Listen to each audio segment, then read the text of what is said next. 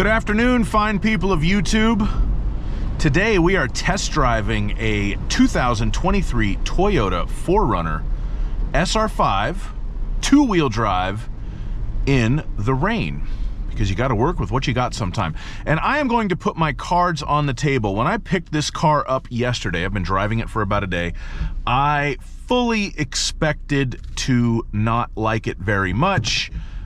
This is an ancient design. This is a 5th generation 4Runner that originally debuted in 2010. So this is like the 14th model year of it, since it's a 2023. It's had the same engine and transmission. This is the 4-liter V6. That's been in production unchanged for at least that long. And this is just an old car, but it sells extremely well. 2021 was an all-time sales record for the 4Runner, like going all the way back to 1984. They sold more 4Runners in 2021 than they had at any point before that, which is insane if you think about how old the design was and how crazy of a year 2021 was as far as car shortage goes. But having driven it for a little while, I'm starting to see the light. This is a cool car. It really is. It looks like a Tonka toy. It feels kind of like a Tonka toy on the inside. Even though the 4-liter V6 and the 5-speed automatic are ancient, they are very refined and they do their job extremely well. And even though this is a 2-wheel drive model, I do feel very confident in the all of the sudden downpour that I find myself in. And it's very comfortable. And it just, I don't know, it has this, I hate to say this, but it has this feeling of legitimacy to it that, you know, you don't get this in a RAV4.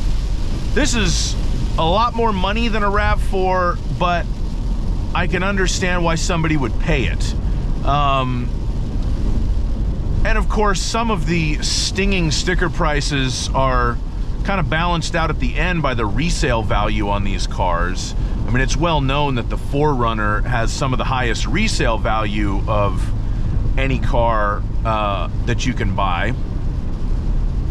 So that helps, but just strictly driving wise, it feels nicer than a design this old should. You can tell that it's body on frame and it's not riding quite as smoothly as a unibody SUV would over this road. But the flip side of that is it feels really solid, and the steering is direct. I wouldn't quite call it precise, but it can be a little bit like you have to pay attention to it because it's quick steering, quicker than I would have expected. So you can end up kind of drifting out of your lane quicker than you might have expected that you would have done otherwise. This car has good acceleration, not great, but good. The fuel economy is certainly not great by any stretch of the imagination. I think this one's rated at 19 highway. I have not done my fuel economy test on it, but I plan on doing that tonight. So hopefully it will make that number. That might be a doable number. The computer says it's averaging 15.6 since the last fill up. The majority of the driving I've done with it has been city miles, and I have found Toyota's trip computers to be pretty accurate when it comes to their miles per gallon. So that may be in the ballpark of what it's actually getting. A buddy of mine has an older one of these, like it's like a 2018, I think, and his is the 4-wheel drive with some of the off-road options on it, and he loves it. He is a guy I grew up with in Tahoe, so he takes it up there in the snow, takes it off-roading and stuff, and he's a big fan of it. He likes the size, and it is kind of a unique size because it's obviously bigger than, say, a RAV4 or a CRV or whatever, Probably not quite as big as your Explorers and your Highlanders and stuff. And I don't really know. I mean, what do you shop this against, really? If you're shopping for a Toyota 4Runner, what other body-on-frame SUVs like it are out there at this point? I'm really struggling, and I'm coming up with a blank, you know? I could see people shopping it against a Subaru Outback, because an Outback is like a little bit bigger than a RAV4, and like especially with the new Wilderness, maybe some off-road stuff, but nowhere near as serious off-roading as a 4Runner gets, and admittedly not as expensive as a 4Runner either when you spec it up to all the TRD Pro action.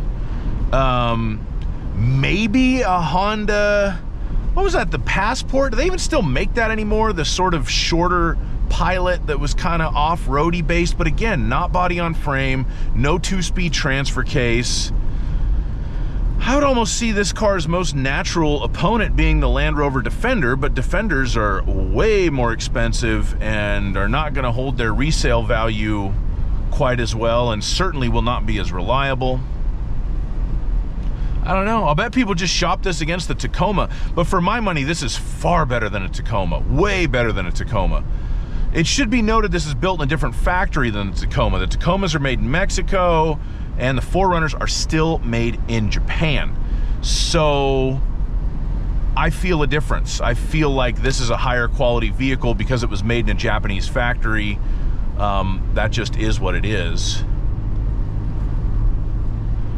And this is not any sort of extreme driving, but it is a wet, rainy road, clearly, and I'm driving well within the car's capabilities and no drama whatsoever. It does bother me as someone who grew up in the mountains that this is a 2-wheel drive vehicle. If I were going to buy a 4Runner, which in all likelihood I never will, it would have to be a 4-wheel drive. I couldn't pay money for one of these that was not 4-wheel drive. But having driven this car now for about a day, I can kind of understand why somebody would. You know, if you lived in Southern California, which is where I live, and you just wanted a cool, comfortable SUV, and you weren't really going to go off-roading or go in the snow, and you didn't really care about the gas mileage, and you could swing the note, hey, you know what? The 4Runners could be a very, very good choice. I could see why somebody would buy 2-wheel drive, because you don't really need a 4-wheel drive if you're not going to take it off-road and you don't live somewhere where it snows. Some people might criticize that as a ecologically, what is going on the road here? How am I going to get home? Uh-oh. That is the Toyota Safety Sense beeping at me. What in the world is going on here? Oh, this is okay. Something happened.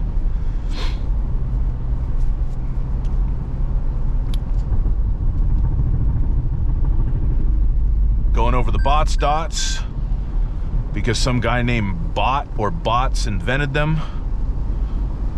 That's what that sound is. So yeah, it might not be the most ecologically friendly choice because, you know, we're currently allegedly averaging 15.8 miles per gallon. So if you didn't need a vehicle of this size, it's not very efficient, but hey, I don't know. Some people are more concerned about that than others, and there's certainly worse potential choices that you could make.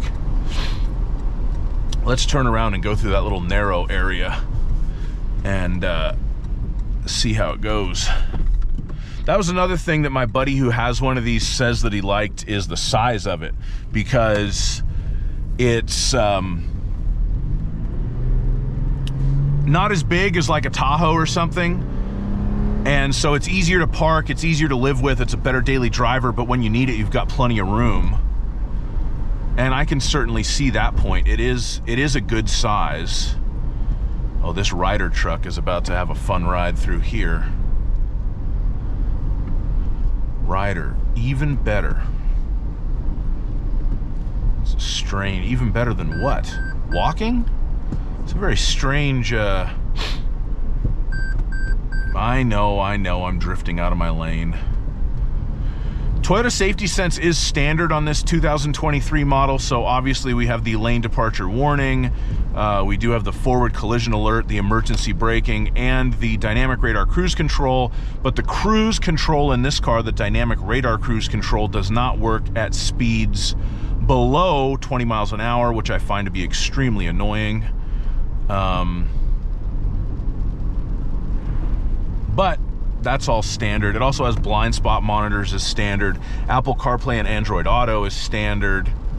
But the base MSRP is $40,000 for the two-wheel drive SR5. This one has the third row seats, which are an option. And I think that's only the only major option this car has. So it was probably about a 40, what does that make it? Maybe a 42,000 MSRP car, 42.5 with the destination charge.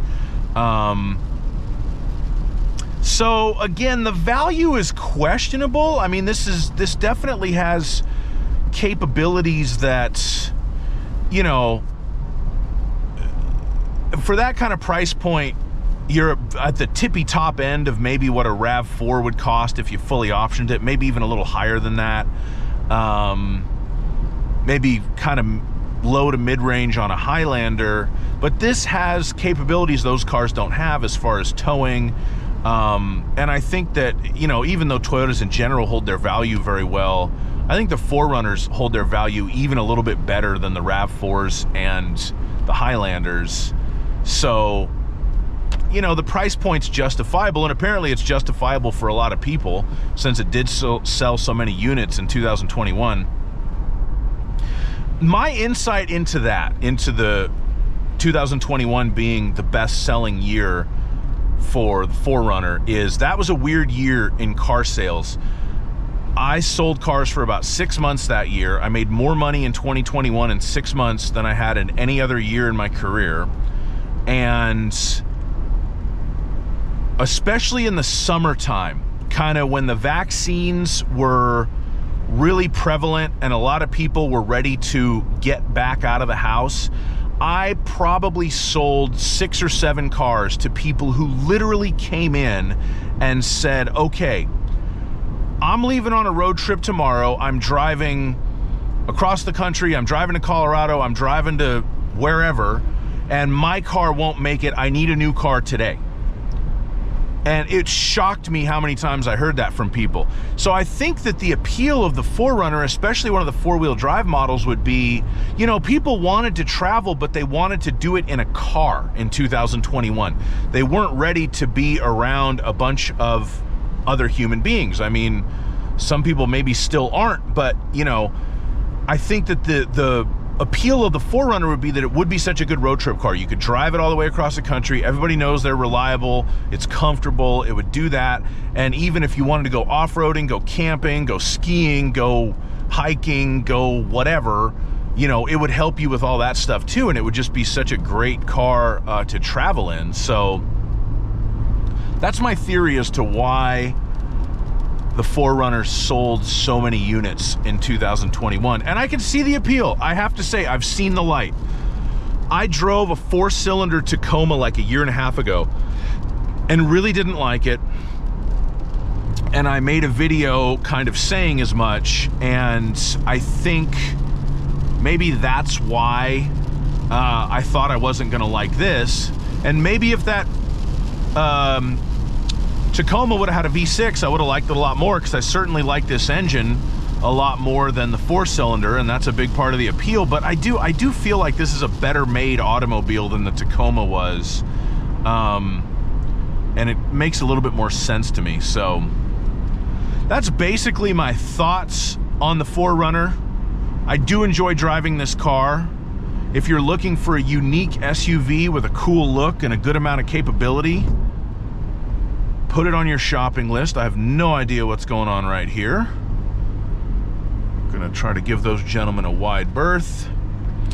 And always drive safely, like my videos, subscribe to my channel, and have yourself a fantastic day. Bye-bye.